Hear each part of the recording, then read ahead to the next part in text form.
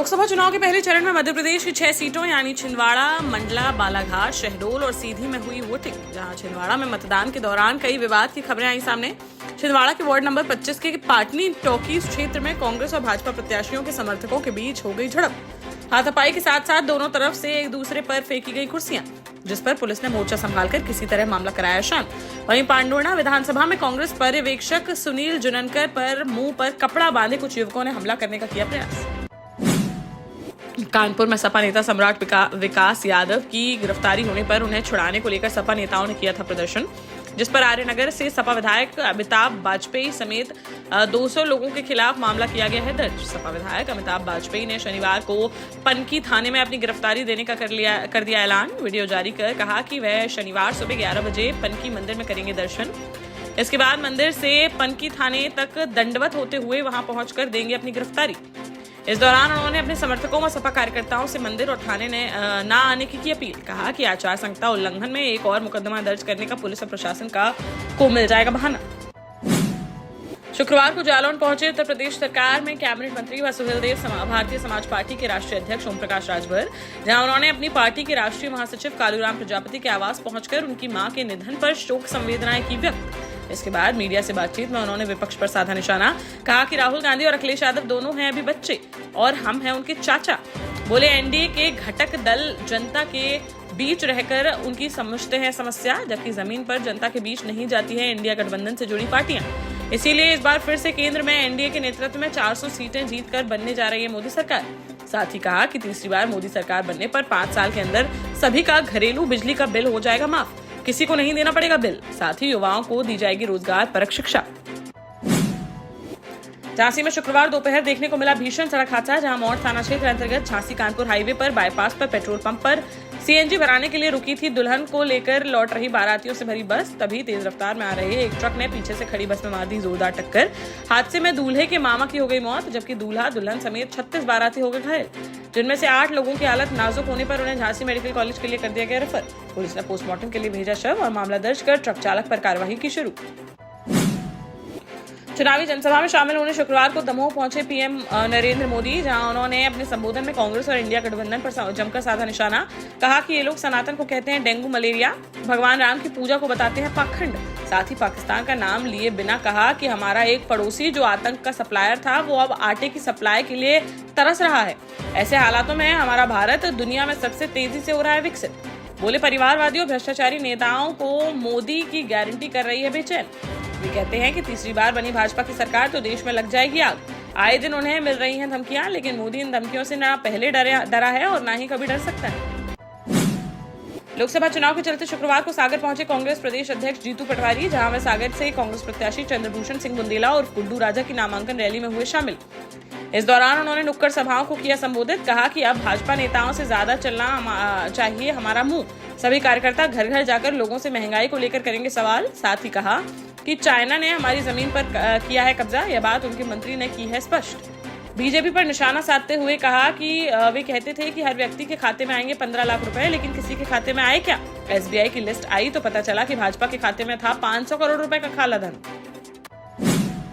झांसी में पुलिस और बदमाशों के बीच देखने को मिली मुठभेड़, जहां बीती रात जब रेलवे कॉलोनी में मजार के पास चेकिंग कर रही थी प्रेमनगर थाना पुलिस व स्वॉट टीम, तभी चोरी का माल बेचने के लिए बैग लेकर आता दिखाई दिया एक संदिग्ध। पुलिस ने उसे रोकने का किया प्रयास तो उसने जंगल की तरफ भागते हुए पुलिस पर कर दी फायरिंग, जिस पर पुलिस ने भी की जवाबी फायरिंग और पैर में गोली लगने से घायल हुए बदमाश को कर लिया गया गिरफ्तार, जिसके पास से चोरी के 10 लाख की कीमत के सोने चांदी के गहने, कैश, तमंचा व कारतूस किए गए बरामद।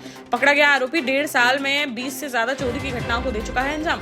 पुलिस पूछताछ में उसने बताया कि वह पत्नी की शौक नहीं कर पा रहा था पूरे, इसीलिए वह बन गया चोर। एमपी के दतिया से यूपी की झांसी आकर करता था रैकी, फिर मौका पाकर चोरी की घटना को दे डालता था अंजाम।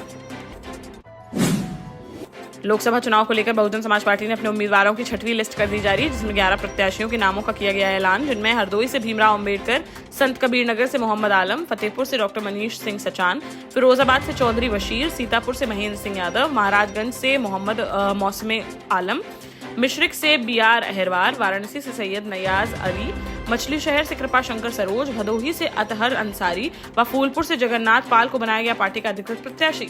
बसपा ने वाराणसी व फिरोजाबाद समेत 2 जगह अपने प्रत्याशियों में किया है बदलाव। महोबा में बेखौफ दबंगों की सरेआम देखने को मिली दबंगई, जहां कोतवाली थाना क्षेत्र अंतर्गत पुलिस लाइन के पास हाईवे पर बीती रात सड़क जाम में फंसी बारात के साथ बाइक निकालने को लेकर युवक का हुआ विवाद, जिसके बाद उसने अपने दबंग साथियों को बुलाकर बारातियों के साथ बेरहमी से कर दी मारपीट, जिसमें दूल्हा सहित करीब 7 बाराती हो गए घायल। वहीं आरोप है कि 95,000 रुपए की नकदी व सोने चांदी के जेवर लेकर दबंग मौके से हो गए फरार। सूचना मिलते ही मौके पर पहुंची पुलिस ने सभी घायलों को तुरंत अस्पताल में कराया भर्ती। वहीं मामला दर्ज कर आरोपियों की तलाश की शुरू। शुक्रवार को टीकमगढ़ पहुंचे मध्य प्रदेश के मुख्यमंत्री डॉक्टर मोहन यादव, जहां उन्होंने भाजपा प्रत्याशी डॉक्टर वीरेंद्र खटीक के समर्थन में पुलिस लाइन स्थित हेलीपैड से वाहनों के काफिले के साथ गांधी चौराहे पहुंचकर रोड शो की शुरुआत। इस दौरान भाजपा कार्यकर्ताओं ने गर्मजोशी के साथ उनका किया भव्य स्वागत। रोड शो के समापन के बाद उन्होंने मीडिया से की बात, जिसमें उन्होंने कांग्रेस पर निशाना साधते हुए कहा कि राहुल गांधी देश को तोड़ने की करते हैं बात। कांग्रेस ने पहले भी राम मंदिर के मुद्दे पर हिंदू और मुसलमान को बांटने का किया है काम। साथ ही कहा कि वह उम्मीद करते हैं कि 21वीं सदी का भारत प्रधानमंत्री नरेंद्र मोदी के नेतृत्व में लगातार विकास के पथ पर बढ़ेगा आगे। इस दौरान उनके साथ भाजपा प्रत्याशी वीरेंद्र खटीक, जिलाध्यक्ष अमित मीणा, जतारा विधायक हरिशंकर खटीक, निवाड़ी विधायक अनिल जैन, पूर्व विधायक राकेश गिरी गोस्वामी समेत अन्य नेता रैली वाहन पर रहे सवार। 18 दिन पहले भाजपा ज्वाइन करने वाले छिंदवाड़ा महापौर विक्रम हाके ने ले लिया यू टर्न, जहां उन्होंने वीडियो जारी कर नकुलनाथ को वोट देने की अपील। साथ ही उन्होंने कहा कि भाजपा में उन्हें हो रही थी घुटन। इस दौरान उन्होंने भाजपा छोड़ने की कही है बात। हालांकि उन्होंने कांग्रेस में वापसी की है या नहीं, इस बारे में अभी कुछ भी नहीं हो सका है साफ। उन्होंने अपने सोशल मीडिया अकाउंट ट्विटर पर जो फोटो लगाई है उसमें वह कमलनाथ और नकुलनाथ की फोटो को निहारते आ रहे हैं नजर। जालौन में पैथोलॉजी संचालक और पड़ोस में रहने वाले लोगों के बीच हो गया विवाद और गाली गलौज के बाद देखते ही देखते होने लगी मारपीट, जिसे देख आसपास के लोगों की भीड़ हो गई जमा। वहीं मारपीट की घटना बगल में लगे सीसीटीवी कैमरे में हुई कैद, जिसका वीडियो सोशल मीडिया पर हो रहा है वायरल। कालपी कोतवाली थाना क्षेत्र अंतर्गत सामुदायिक स्वास्थ्य केंद्र के सामने बने रिलायबल पैथोलॉजी की है घटना। पुलिस ने वायरल वीडियो को संज्ञान में लेकर मामले की जांच की शुरू।